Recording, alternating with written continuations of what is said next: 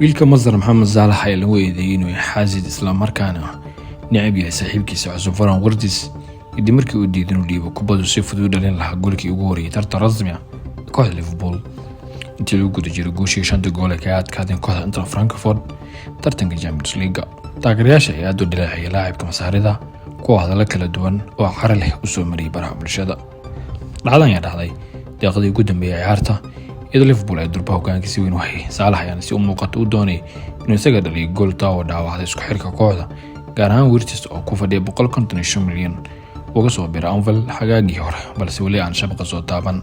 Saalax ayaa u diiday inuu ku basiyo Wirtz kulankii labada gool kaga badiyay Manchester United xitaa markii Jarmalka lahaa boos fiican ka tukan kara goolka.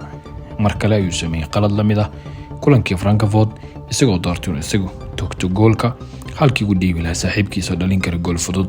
Wirtz ayaa muujinaya jab kadib markii fursadaasi aan la siin isagoo gacmaha la dhacay birta goolka halka Saalax si degdeg ah garoonka uga baxay kadib ciyaarta. taageerayaasha Liverpool ayaa si weyn uga falceliyay dhacdada iyadoo mid ka mid ah isticmaalayaasha Twitterka ee lagu magacaabo The Cop uu qoray taasi waa hunguri weyn xad dhaaf ah oo Saalax ka timid.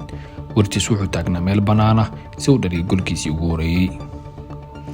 mid kale ayaa la yiraahdo Kibaza ayaa raaciyay Saalax si shakhsi ah ayuu necab yahay vlog wax kale ma jiro sharaxaad ah ka waran sida wanaagsan ay noqon lahayn haddii Saalax uu la macaamilo Wirtz halkii uu cadab kaga noqon lahaa. mid kale ayaa soo qoray qosol soo raaciyay haddii ahaan lahaa Wirtz kubadda ma Saalax ma siin lahayn 8 kulan iyo soo aadan. falcelintan ayaa sii horisay dood ku saabsan doorka Saalax ee kooxda xiriirka ula leeyahay saaxiibadiisa cusub Liverpool gaar ahaan Ferran Wirtz.